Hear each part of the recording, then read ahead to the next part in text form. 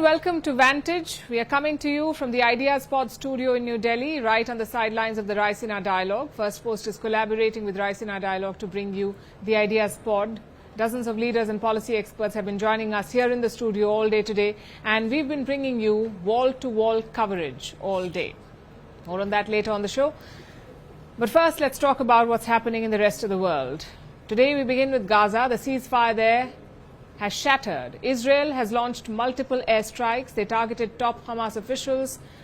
The strikes have left more than 400 people dead. We'll take you through everything that's happened. Meanwhile, in the Ukraine war, peace could hinge on one phone call between Donald Trump and Vladimir Putin.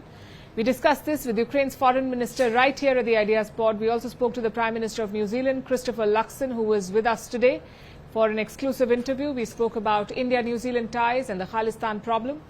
You don't want to miss this one. Meanwhile, ties between Canada and the US are tanking, and Canada is reviewing a deal for American F-35 fighter jets. Japan is planning to deploy long-range missiles, bringing North Korea and China into firing range.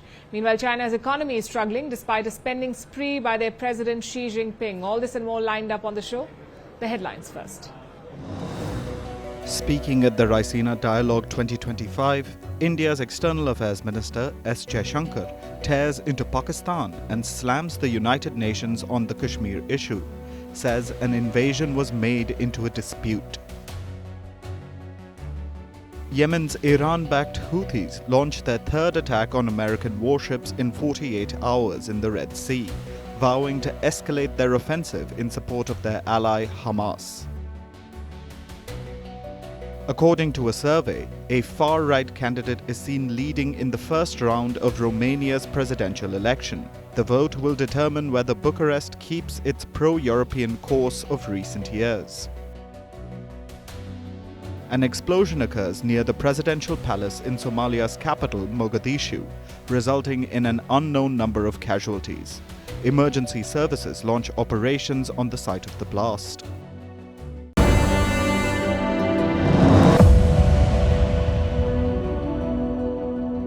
Our lead story today is from Gaza. After almost 2 months of relative peace, the ceasefire has been shattered. Israel launched surprise airstrikes last night at about 2 a.m. local time. More than 400 people have been killed all over the Gaza Strip. 400 people. I should warn you, the visuals coming in are not for the faint of heart.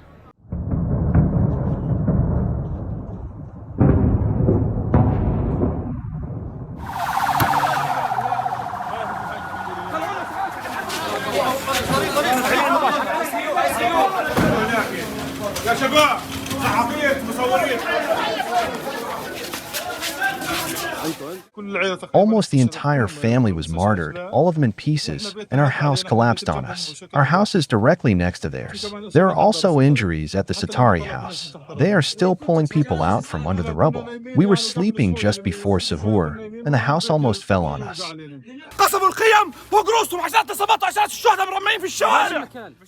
The strikes took place in Gaza City, northern Gaza, Deir al-Bala, Khan Yunis and Rafah. Reports say tanks fired shells into Rafah as well. The Israeli military says it was targeting Hamas officials. At least 5 senior members of Hamas have been killed. This includes the head of Hamas's government in Gaza, and Israel says this is just the beginning. The Israeli military has told people to evacuate parts of Gaza. This could signal the beginning of a new ground operation. It seems Gaza is going back to the situation before January 19th, before the ceasefire was implemented. And Israel has put the blame squarely on Hamas. It's because Hamas is not releasing the remaining Israeli hostages. The Israeli Air Force initiated a series of attacks against Hamas targets in Gaza. We will show no mercy on our enemies. Let me be very clear. Israel will not stop until all of our hostages are back home. We will make it very clear to the Security Council that if they want to stop the war in Gaza, they have to ensure that the hostages are coming back to Israel. We are committed to bring them back. As you know, a ceasefire took effect on the 19th of January this year. It was supposed to be implemented in 3 phases. The first phase was to see the halt in fighting. They were supposed to stop the fighting. For the most part, it did happen. About 2,000 Palestinian prisoners were also released from Israeli jails. In exchange, Hamas released hostages, 33 Israelis and 5 Thai nationals. Some hostage bodies were also returned. These were the terms of Phase 1. And this Phase 1, ended on the 1st of March. But here's the problem. Hamas still holds Israeli hostages. About 60 Israeli hostages are still in Gaza. And these are all men of fighting age. It is not clear how many of them are still alive, but they're still in Gaza. They were supposed to be released in the second phase of the ceasefire. And those talks have been on for weeks. But the two sides could not agree to the terms of Phase 2. According to the original ceasefire proposal, Israel was supposed to pull its troops out of Gaza in Phase 2, but Israel is not ready for that. It wants to keep its troops in place, and it wants the remaining Israeli hostages to be returned. So there's been a stalemate. Negotiations have been stalled. Meanwhile, Israel has been putting pressure on Hamas to extend Phase 1. Earlier this month, it blocked food and other aid to the enclave. Then it stopped electricity flowing into Gaza. These are all ways to build pressure, of course, in the hopes of getting Hamas to cave and releasing the remaining hostages. And what's the response from Hamas? Well, they made a statement on Friday saying that they would release an Israeli-American dual national. In return, they want an extension of the ceasefire. And the US condemned this public statement. Washington said Hamas was just playing games, that publicly Hamas was claiming flexibility, but in private it was making impractical demands. Then the US issued a warning. It told Hamas that time was ticking. Israel approached the US ahead of today's strikes. The White House was consulted, and it seems US President Donald Trump gave Israel the go-ahead for today. So Washington is on board. Israel is attacking Hamas again, and the ceasefire looks like history. We'll be tracking this story as it develops. The Ukraine war stands at a turning point. American support is vacillating. Ukraine is on the back foot and Russia is on the offensive. Today is a very important day in this story. A conversation today could decide the course of this war. A conversation between Donald Trump and Vladimir Putin. The US president is all set to dial his Russian counterpart. They will speak on the phone tonight, and on the cards is a ceasefire. An optimistic proposal that could stop the fighting for 30 days. Though how optimistic exactly? Listen to this. We want to see if we can bring that war to an end. Maybe we can, maybe we can't, but I think we have a very good chance. Maybe they can, maybe they can't. So let's look at the chances. The Kremlin has declined to give details about what to expect from the call, saying that they never get ahead of events. That's what they said. But the US has struck a more upbeat note. The White House says peace in Ukraine has never been closer. Those were their words. Trump claims that many elements of the peace deal have been agreed upon with Russia. After all, he's approaching this agreement the way any business person would. He wants to divide critical assets like land and power plants. Well, I think they'll be talking about land. It's a lot of land. It's a lot different than it was before the wars, you know. And we'll be talking about land. We'll be talking about power plants. Trump has been careful not to say much about the Ukrainian territory discussed tonight, but there are signs that concessions will be made for Putin. There's a power plant that is on the border of Russia and Ukraine that was up for discussion with the Ukrainians, and he will address it in his call with Putin tomorrow. The facility is most likely the Zaporizhzhia nuclear power plant. It was occupied by Russian forces in 2022, and by the looks of it, they will get to keep it, along with about 20% of Ukraine, which Russian troops already control. This has already been made clear by the Trump administration. So Trump is accommodating Moscow. And this is not the only sign of it. According to reports, the US is pulling out of a group called the International Center for the Prosecution of the Crime of Aggression Against Ukraine. In simpler words, a group probing war crimes on Ukraine. It's a multinational effort to investigate Russia's invasion of Ukraine, and the US has decided to withdraw from it. So unsurprisingly, Europe is on the edge. The UK and France say Putin should prove that he wants a peace deal with Ukraine, and Ukraine is concerned.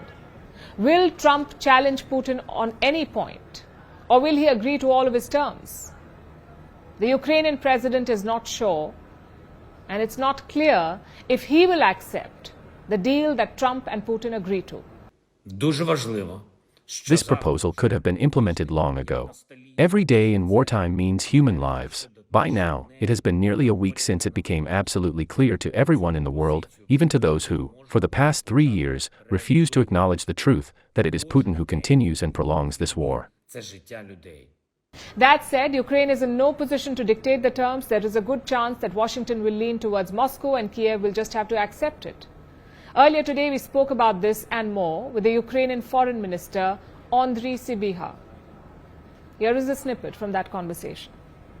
With me today is the man at the center of those conversations, the Foreign Minister of Ukraine, Mr. Andriy Sybiha. Minister Sybiha, welcome to the Firstpost. Do you think there will be peace this year? The war will end this year? We believe, and we do really want to end this war this year. We had, and after Jeddah, probably, we got additional impulse to achieve this peace. We sped up our efforts. Ukraine supported U.S. proposal of the ceasefire, temporary ceasefire, and now we are expecting the response from Russian side to accept unconditional ceasefire. Is Ukraine prepared to pay the price for that peace? You see, we are the country which is suffering from this Russia aggression. 20% of our territory recently under temporary Russian occupation. But also I would like to remind that after 24th of the 2022, and by the way, you visited Ukraine in February 2022, and we do really appreciate this, Ukraine managed to liberate 50% of occupied territories. Nobody believed in Ukraine. Many countries gave us 3 days for our survival, but we prevailed. You mentioned February 2022. The world is very different today than it was, including the man in power in Washington, D.C. Do you think that Ukraine is at its weakest position today in this war? You see, we need to restore world order based on international law. This war is not about Ukraine. This war about restoration of the world order based on respect of territorial integrity and sovereignty. Yes, we should be in more strong position. That's why we need support of international community. You see, what should be and what is are usually two different things. But we are very realistic. We understand very well. But so you've not answered my question. Yeah. Do you think Ukraine is the weakest today that it has been in this war? Because you had some control of Russian territory in Kursk. That control is slipping. Mm-hmm. Your alliance with Washington looks not as solid as it did some 6 months back. Mm-hmm. And your dependence on Europeans comes with its own risks, because Europe itself depends on the United States for security. So how is Ukraine poised? Russia didn't achieve any strategic goal in Ukraine. They didn't achieve. We have probably the most strongest army on the European continent, approximately 1 million soldiers with a combat daily experience. Then how have you lost 20% of your territory? Because you could compare Ukraine and Russia, 26 times bigger, with nuclear capacities. And we prevailed, despite everything. We prevailed and managed to liberate 50% of occupied territories. We managed to establish grain corridor in the Black Sea and to restrict capacities of the Russian Black Fleet. Our economy works. Also, we are not alone.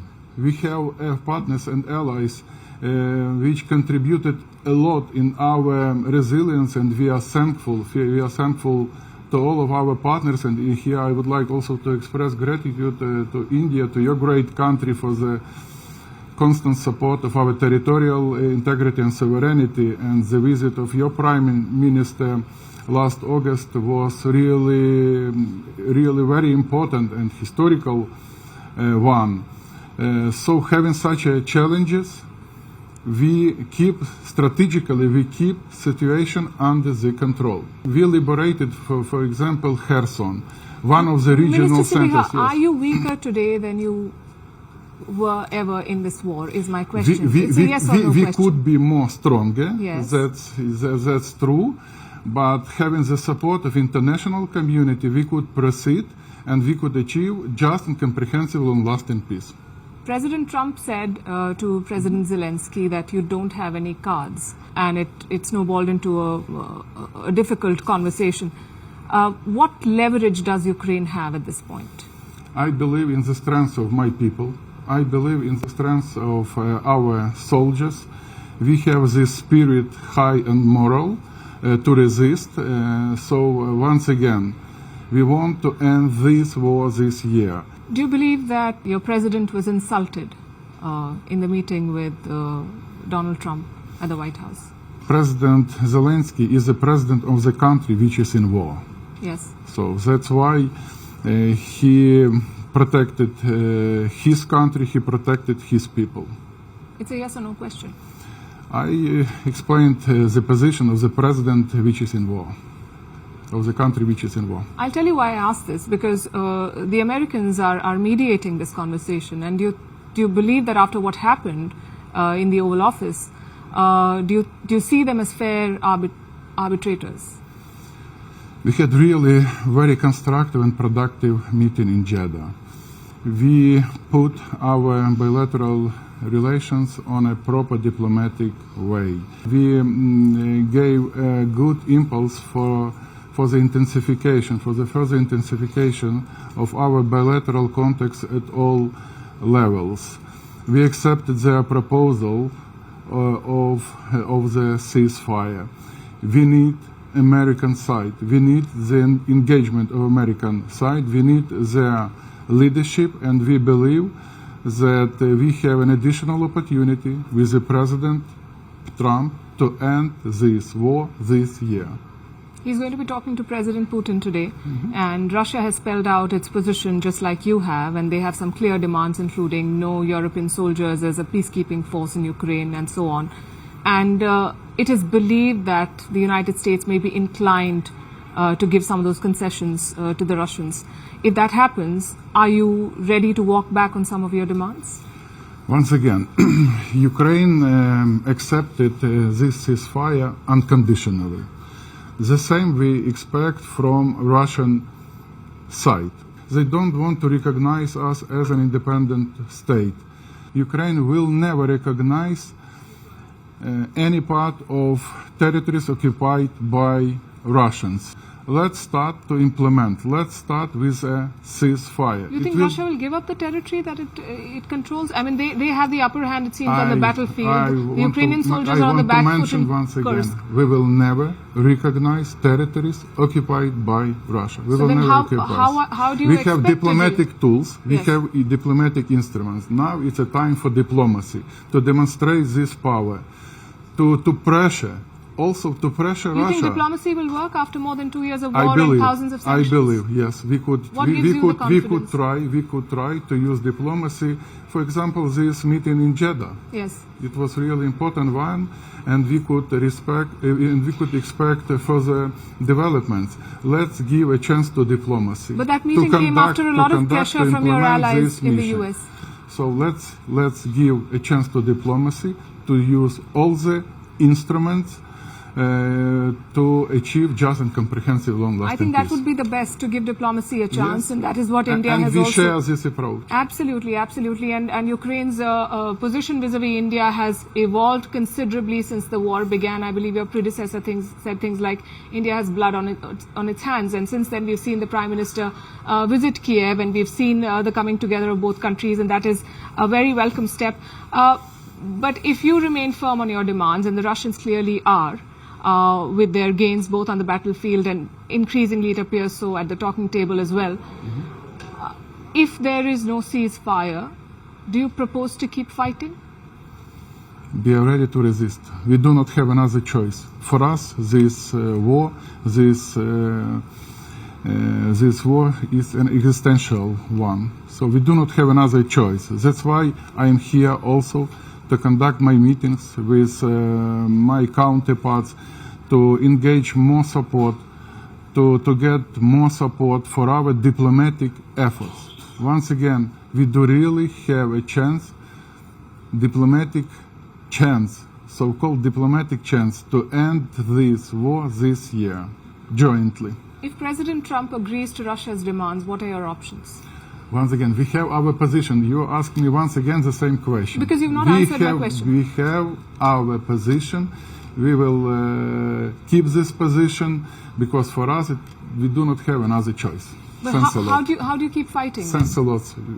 We have enough capacities to keep fighting. Right. Yeah. Thank you very much, Minister. Thanks. Our next story is about India and New Zealand. Yesterday we told you about the ongoing state visit. New Zealand's Prime Minister Christopher Luxon is in India. He has come with the largest ever Kiwi delegation and his mission is clear: to get the ball rolling on free trade negotiations with India. I think you're seeing an Indian government that's been incredibly generous and very, very welcoming to New Zealand. And it speaks to the way that they also want to deepen this relationship in the same way we have brought the biggest delegation that's ever accompanied a Prime Minister. We've brought a business delegation, we've brought a community delegation, a Kapahaka team, because we actually want to make this as big as it possibly can be, because the size of the prize is immense. And actually what it's all about, it's about actually getting cash back into Kiwis' pockets. And we do that by growing our economy and expanding our trade opportunities. That's important. He held talks with Prime Minister Modi about this, and they seem to have gone well. Friends, दोनों देशों के बीच एक परस्पर लाभकारी free trade agreement पर negotiations शुरू करने का निर्णय लिया गया है।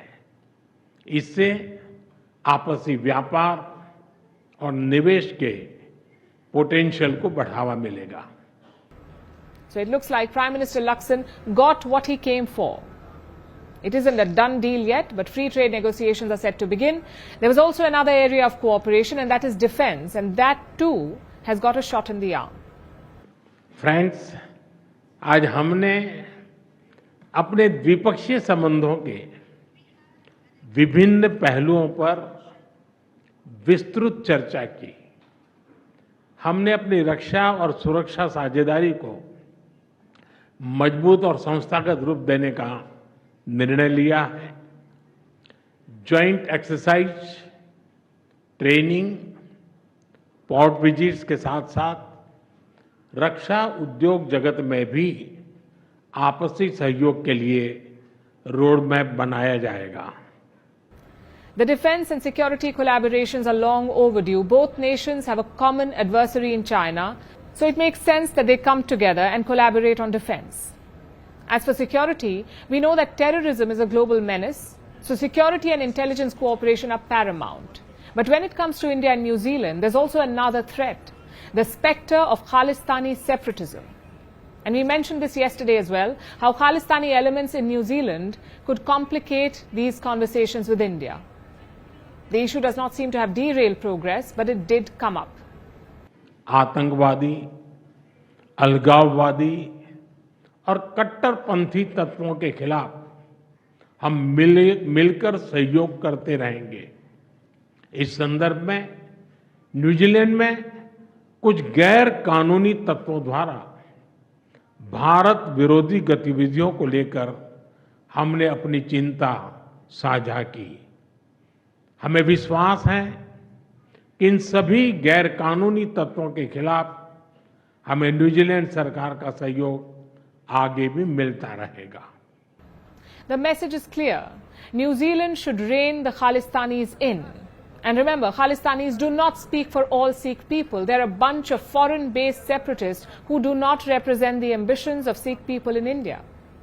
Prime Minister Modi might have been trying to drill that point home yesterday when he took Prime Minister Luxon to the Gurudwara Rakabganj Sahib in Delhi.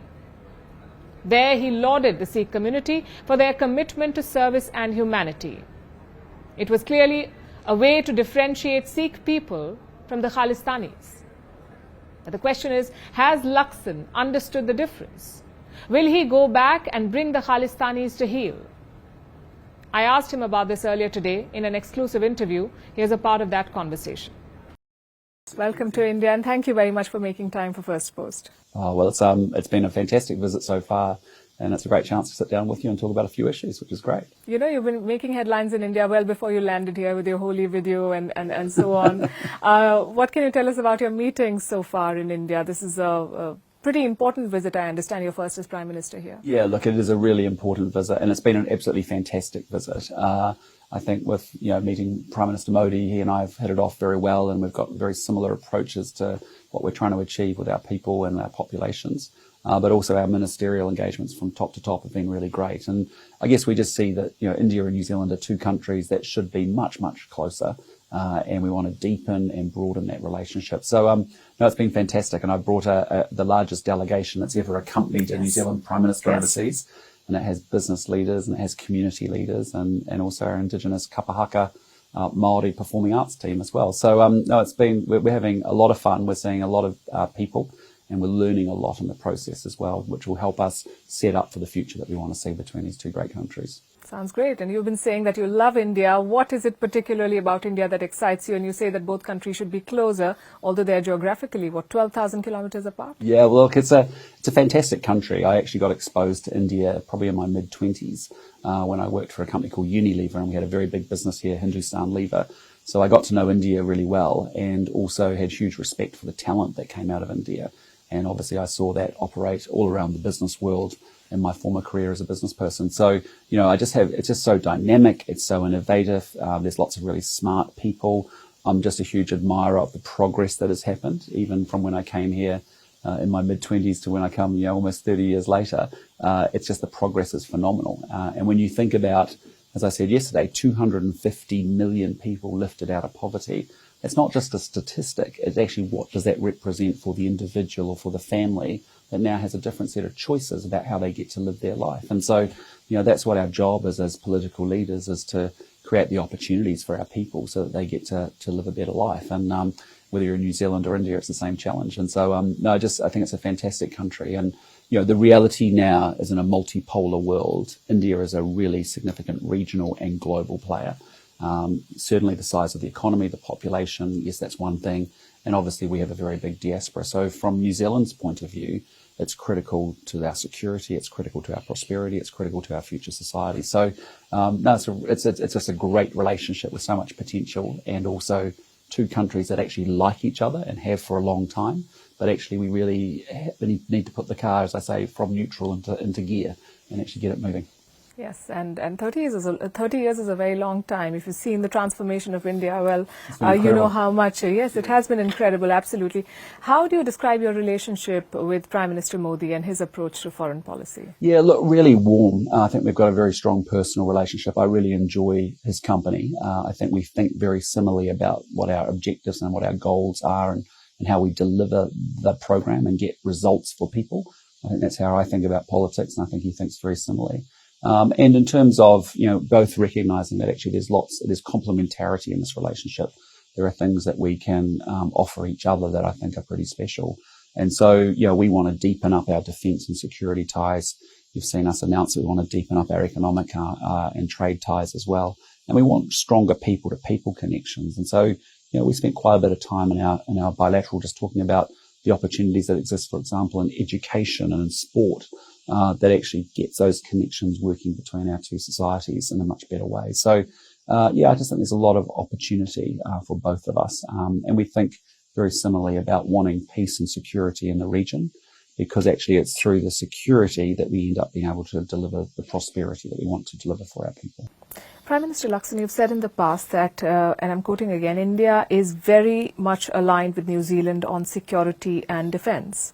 And New Delhi has raised concerns in the recent past vis-a-vis the Khalistani separatists that operate in New Zealand. And last year they also held a referendum that talked about breaking up the state of Punjab from India. The government of India, of course, objected to it. How do you propose to address these concerns? Well, the bottom line is that in our democracy, we believe in the freedom of speech.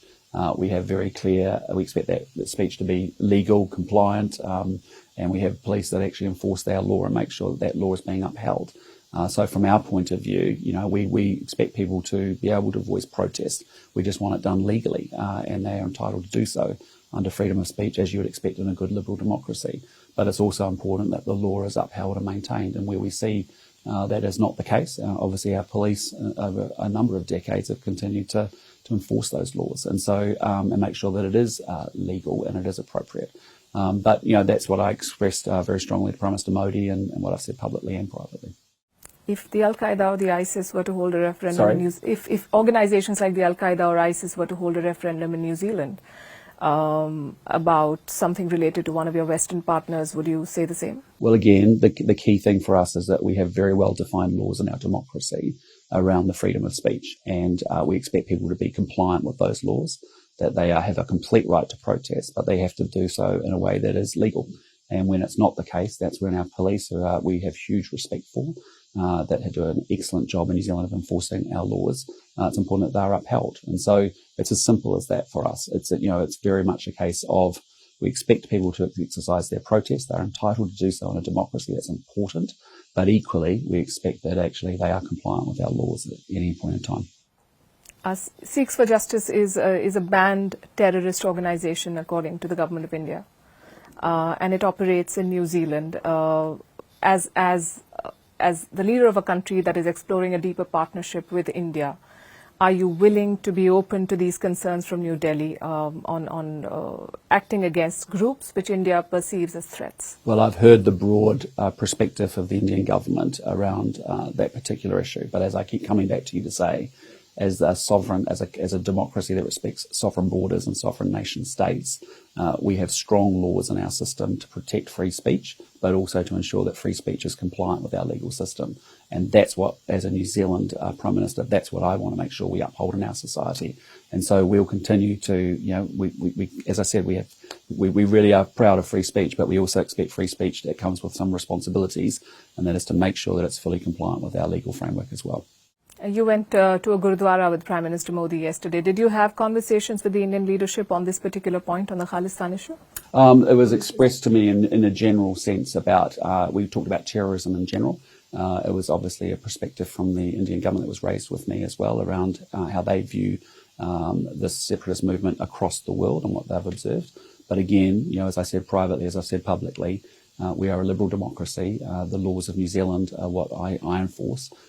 We expect people to have free speech, but we expect them to be compliant with that law.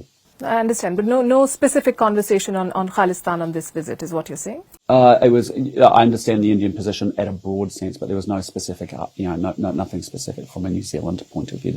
It was raised with me as a general issue, okay, as you heard the Prime Minister say yesterday, yes. But I also raised back our position around free speech and people being compliant with our law. Final question. You talked about Unilever. You've also led Air New Zealand as CEO. What is more difficult, running an airline or running a country? I think running a country beats it hands down, big time. It's not the same game. There are things that are transferable from a leadership point of view, how you may operationalise your leadership teams and the way that you run a cabinet and the way that you run a public service. That management, executive management skill set is very comparable and very, can be translated. But actually, we're here talking about people and their real lives, and there's a lot more complexity to that. And the issues are often complex as you try and find, clarity and actually try and find ways through them. So, but it's a tremendous privilege. It's incredibly rewarding, incredibly challenging, all at the same time. But it's an awesome responsibility to be able to say, I want to come to politics to try and make a difference so that actually I can lift the collective living standards of my people, that they can do well in the years and the decades ahead, which I know that they can do. So it's a pretty exciting challenge and a pretty exciting job. I can imagine. Thank you so much for making time for us and for being here to bring India and New Zealand actually closer together. It's been great, and we look forward to doing more of it. Take care. Thank you. From a budding friendship, let's move to a budding rivalry. Canada versus the United States. These two nations were once the closest of allies, but now a spanner has been thrown in the works, courtesy US President Donald Trump. Trump has been putting pressure on Canada ever since he returned to the White House. He has imposed tariffs on Canadian goods, on items like steel and aluminium. And more tariffs are set to follow on the 2nd of April. That's when the next batch of Trump tariffs come into effect. Meanwhile, Trump has also been talking about annexing Canada.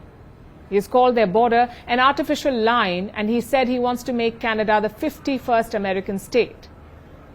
Donald Trump mocked Canada's former Prime Minister Justin Trudeau, referring to him as Governor Trudeau. And all of this has left Canadians furious, including their new Prime Minister, Mark Carney. Carney just had his first official overseas trip and he did not go to the United States, which is telling. Instead, he chose to go to France and the UK. In France, he met President Emmanuel Macron. Carney said he wanted to reinforce ties with quote-unquote reliable allies. It was a clear dig at the US. Yesterday in the UK, Carney was even more blunt when he spoke about Trump's comments. We've called out those comments. They're disrespectful. They're not helpful. And they need to stop before, and they will have to stop before we sit down and have a conversation about our broader partnership with the United States. Prime Minister Carney also addressed the Trump tariffs and how Canada will respond. Canada has already put some reciprocal tariffs in place, but the Prime Minister explained that there is a limit to that. So this will be very deliberate, and there is a limit, full stop. There is a limit to matching these tariffs dollar for dollar, given the fact that our economy is a tenth the size of the United States. Thank you. And he's right. Canada's economy is a fraction of America's. He can't keep matching the tariffs dollar for dollar, but perhaps he doesn't even have to, because he can hit the US where it really hurts. Their much wanted military-industrial complex. Canada is currently reviewing a fighter jet deal. It's for the F-35 jets, 88 of them, 88 jets. This deal is worth more than $13 billion, but it is currently under review. Prime Minister Carney was asked about this yesterday, and this was his response. Ce qui est clair est que nos relations sécuritaires sont trop concentrées aux États-Unis. Il faut diversifier, ça c'est clair.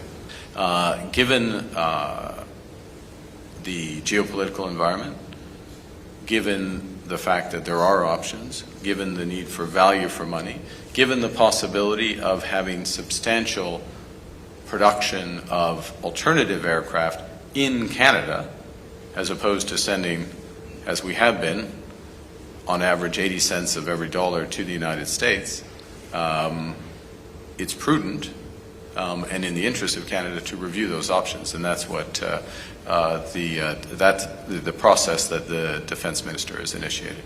Carney says about 80% of Canada's defence purchases are from the US. So he thinks it is prudent to diversify suppliers. This would have been unthinkable in the past, but the tensions under Trump seem to have pushed Canada to the edge. Review or not, Canada will still have to buy some F-35s, at least 16 out of the total 88. But after that, Canada could choose to opt out. It could look at other jets, possibly from Europe. And this is bound to make Trump furious. But he may actually face some pressure this time from America's military-industrial complex, because $13 billion is a lot of money. So defense giant Lockheed Martin will not be happy. We'll have to wait and see if they can actually sway Trump or get him to tone down his rhetoric. I wouldn't hold my breath, though. Meanwhile, another American company is feeling Canada's sting, and that is Elon Musk's Tesla. We are giving incentives for people to migrate into electric cars, except we will stop giving incentives, financial incentives, to buy Tesla. We have certainly said that if you want to buy Tesla, go ahead, but don't count on taxpayer money to subsidize it. Toronto subsidizes electric vehicles. It wants people to switch to them, but the city will stop subsidizing Teslas. This is because Musk is a top advisor to Trump. Toronto's mayor admits that this won't make much of a financial impact. She called it a symbolic move. But it still highlights the anger in Canada and the country's shifting attitude towards its southern neighbor. The Trump effect can also be seen on the other side of the Pacific. In Japan, the island nation has a lot on its plate. The geopolitical landscape is shifting. Donald Trump is rethinking America's security pacts. Plus, regional tensions are soaring thanks to players like China and North Korea. So Japan is stepping up. The island nation is changing its defense posture. It is rethinking its security policy. It is building stronger weapon systems. And it is planning to deploy long-range missiles which could hit targets in North Korea and China. But will this work? Can this changing stance scare enemies and sway the US to maintain closeness with Tokyo? Our next report tells you. Japan operates in a tough neighborhood. There are increasingly hostile nuclear powers there. China, Russia and North Korea. In recent months, tensions have been soaring in the region amid confrontations with China in the disputed East China Sea. And now, there's another growing threat, not from Japan's enemies, but from an ally who has traditionally been close to Tokyo. We're talking about the United States. On March 6th, US President Donald Trump took a dig at Japan. He complained that the security deal between the two nations was non-reciprocal. You know, with Japan, we have a deal, which is a very interesting one. And I love Japan. We have a great relationship with Japan. But we have an interesting deal with Japan that we have to protect them, but they don't have to protect us. Do you know that? That's the way the deal reads. We have to protect Japan. And by the way, they make a fortune with us economically. There's another case. But we have to protect Japan, but under no circumstances do they have to protect us. I actually ask, who makes these deals? The deal he's talking about was signed in 1951 when Japan was still occupied by US forces. And Japan's ability to take military action is restricted by its constitution. This pacifist bit was effectively imposed on Tokyo by Washington after the Second World War.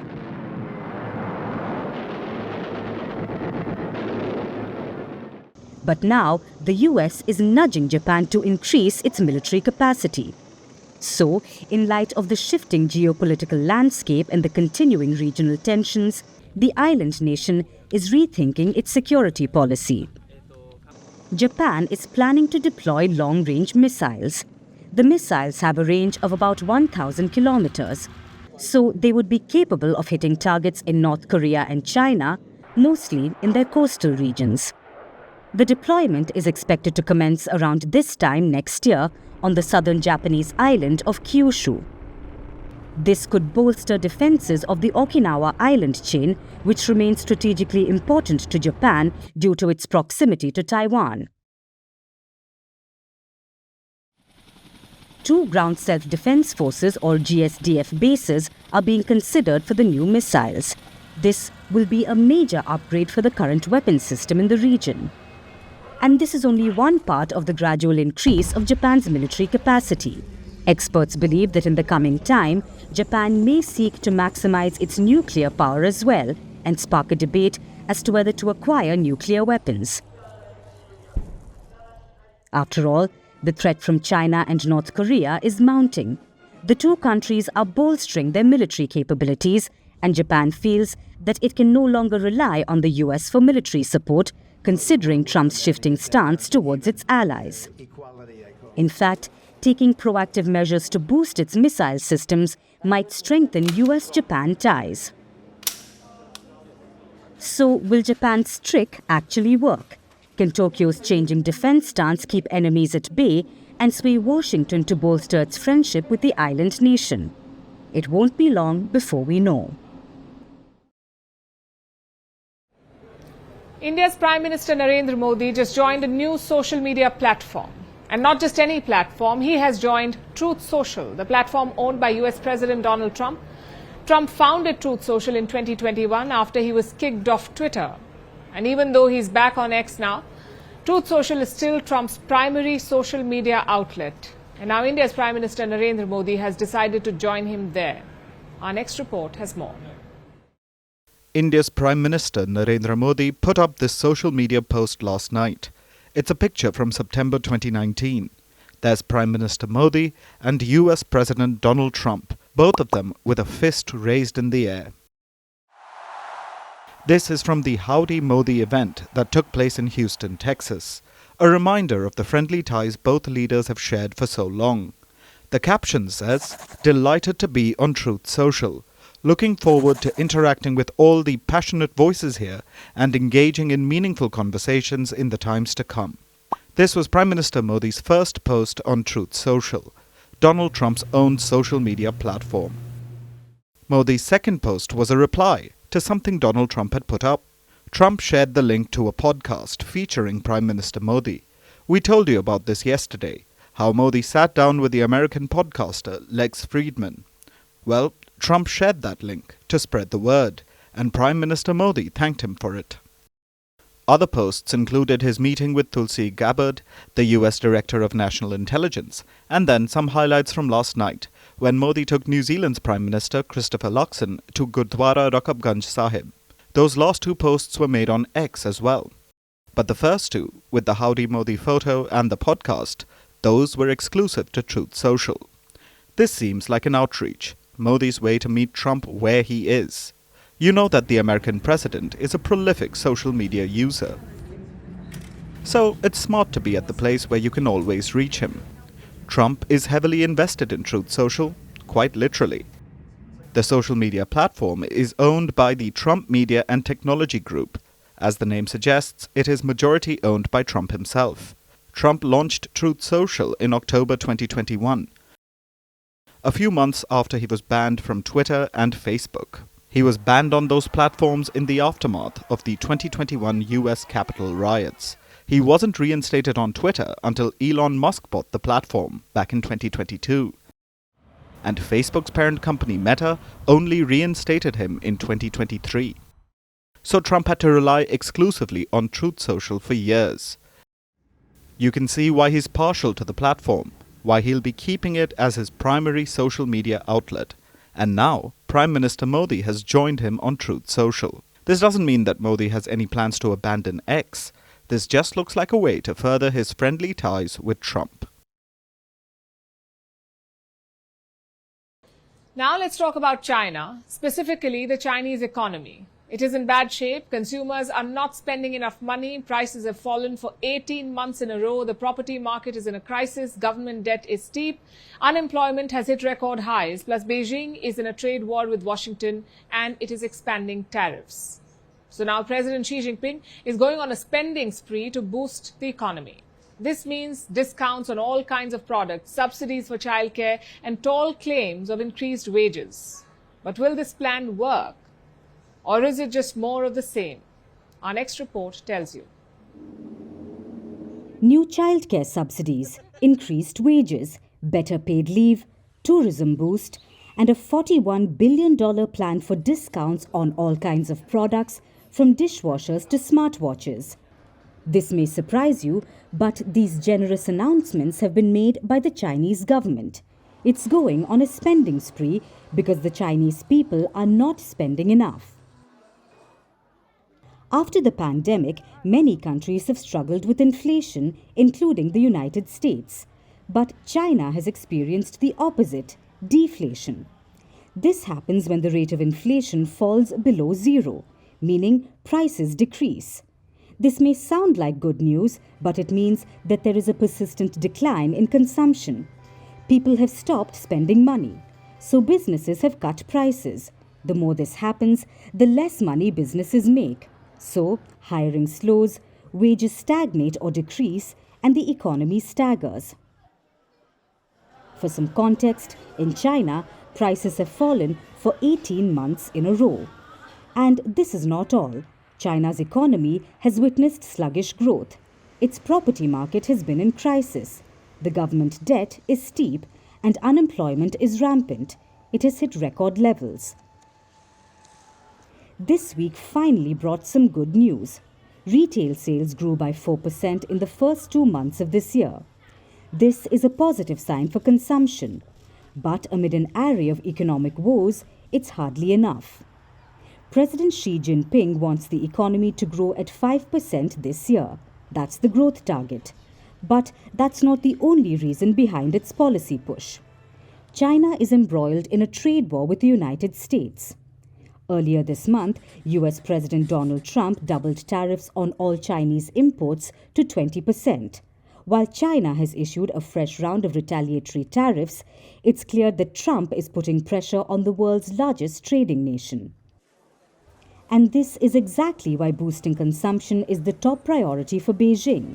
The question is, will China's ambitious plans to vigorously boost consumption help its sluggish economy? experts are not sure. It may reduce some financial burdens, but despite these big changes, Chinese leaders need to do more to increase support. A quarter of the country's labor force is made up of low-paid migrant workers. They don't have access to urban social benefits. Plus, the near collapse of the property market has made Chinese consumers more risk-averse. And with unemployment reaching its highest levels, people have cut back on spending. So China can only hope that its big promises increase domestic consumption and absorb the blow of US tariffs. But what the Chinese people need is a stronger social safety net, so they have enough money which they aren't afraid to spend.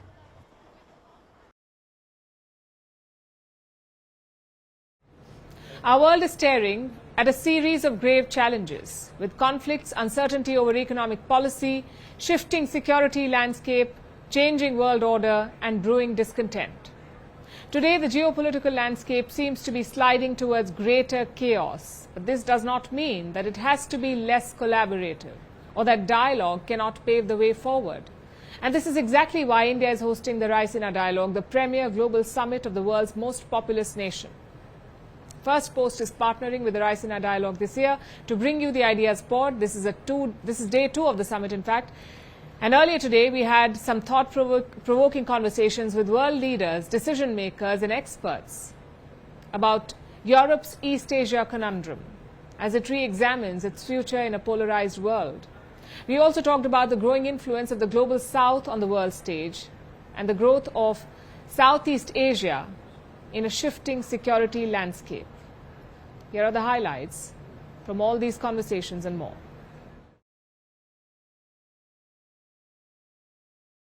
Marco Perestrello, NATO is increasingly also looking to engage with India on weapons manufacturing, on joint military drills. What sort of a relationship do you see between New Delhi and NATO going forward? Precisely what I mentioned a while ago. Yeah. When we are developing the need of the growing industry in Europe, that is an opportunity for the Indian private sector to engage with the European private sector that is going to work on that industry capacity.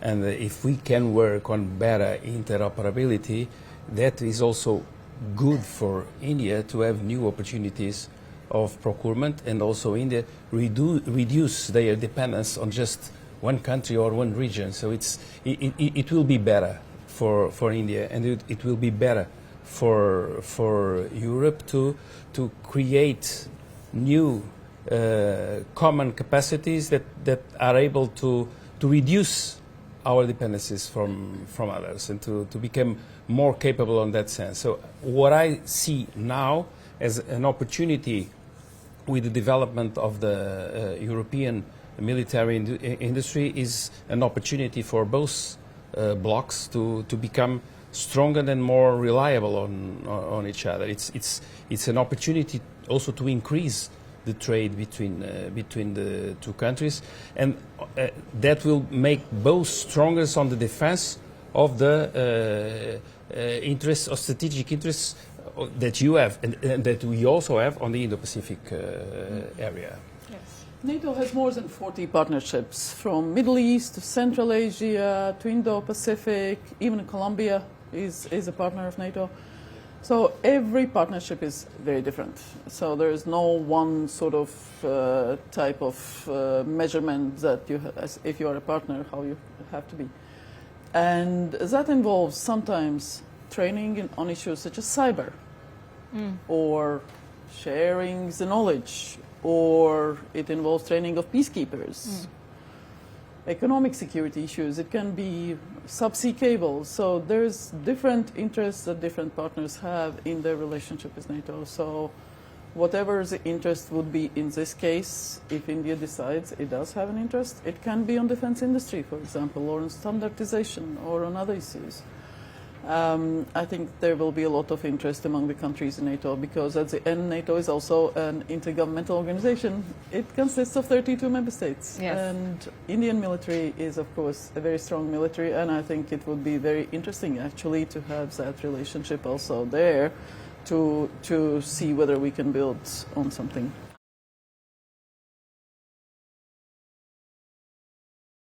how is Philippines balancing those economic relations with China? And then you obviously are a treaty ally of the United States. How does that work out? Well, we have said on many occasions, of course, we have extensive relations with China, especially on the economic front, and of course with the United States also as a treaty ally. And we are dealing with both of them in a way that we try and enhance our interests. Of course, we have tensions in the South China Sea. And those are tensions, I think, which have been there, especially recently, and has led to a number of incidents. But we have always been committed to dealing with these tensions or incidents through management, through diplomatic or peaceful means, and we're still committed to that. And of course, we are doing everything in our ability to ensure that we try and follow this track. But of course, we've made perfectly clear that while we're committed to peaceful or diplomatic solutions, it would not be at the expense of our interests as far as the South China Sea is concerned. If you look at any political organization, and I don't just mean the global South, historically any organization, they tend to thrive when there's a clear leadership. Do you see this sort of a leader emerging in the global South? Because I know that China and India have both staked claim to that leadership position. How does a country like Nepal, for example, look at this leadership tussle within the global South? Well, for Nepal, it's a balancing act, and our location, our very location is between China and India. It's one of the most strategic locations in the world, but also a very geopolitically sensitive place. And the leadership of China and India both on the global stage seem to be, going at their own pace. India is leading in some issues, China is leading on some issues. So for countries like Nepal, it's trying to balance and also to see where the alignment best fits, so that Nepal as a nation can progress. So for this, like I was in this session just now on a Marshall Plan on climate action. Maybe India has the capacity to convene these kind of huge forums and discuss all these issues in a very open way, in a very democratic way. So it would be opportune, moment for India to perhaps take on the mantle. I think it's not really, one nation for every issue. I think there will be leadership on different issues of different emerging big countries from the global South. Maybe, they need reform, that's for sure, and there's agreement on that. But I think he's going to interfere in the way we interact, basically. I think that it has been extremely puzzling to countries around the world that the U.S. has gone so far and taken these extreme steps that confound them. It's exactly, we'll end where we began, which is, this is why there are no DEI programs in India. It's why there are no DEI programs in many other parts of the world. They are inherently destabilizing, and they do not provide added liberty or freedoms to citizens that they are supposedly intended to protect. And now it's time for Vantage Shots, images that tell the story. Stranded NASA astronauts Sunita Williams and Barry Wilmore begin their journey back to Earth. In Peru, a family erupts in joy as a missing castaway returns after 95 days at sea. In the UK, a building is gutted by a huge blaze. And finally, we are taking you back in history. On this day in 1922, the Great Trial concluded. This is a historical trial of Mahatma Gandhi. He was sentenced to 6 years in prison on the charges of sedition, but he was released after serving 2 years. We're leaving you on that note. Thank you for watching. We'll see you tomorrow.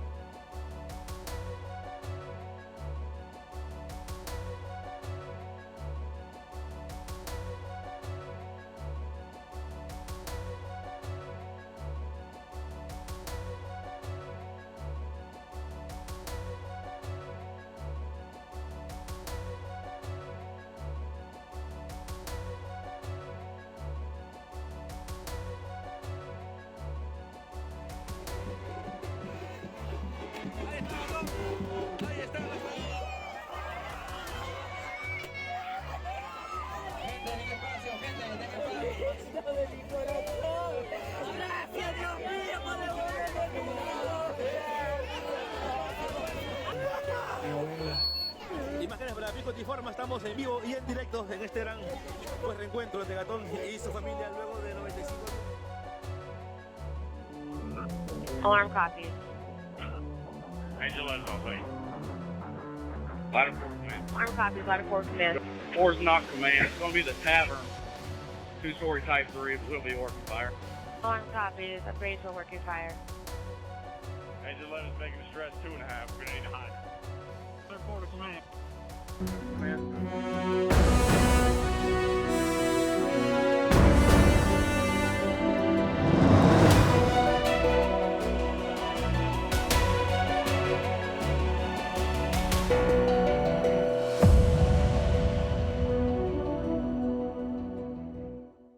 you think that Ukraine is at its weakest position? This war is not about Ukraine. Do you believe that your president was insulted? Yes or no question. Is Ukraine prepared to pay the price for that peace? No compromises at the cost of territorial integrity and sovereignty. Diplomacy will work? Yes, Do you it think will. Russia will give up the territory if there is no ceasefire? Do you propose to keep fighting? We are ready to resist. Do you think there will be peace? Many countries gave us 3 days. President Trump said you don't have any cards. We do not have another choice. How do you keep fighting? You ask me once again the same question. Because you've not answered my question. We have enough capacities to keep fighting.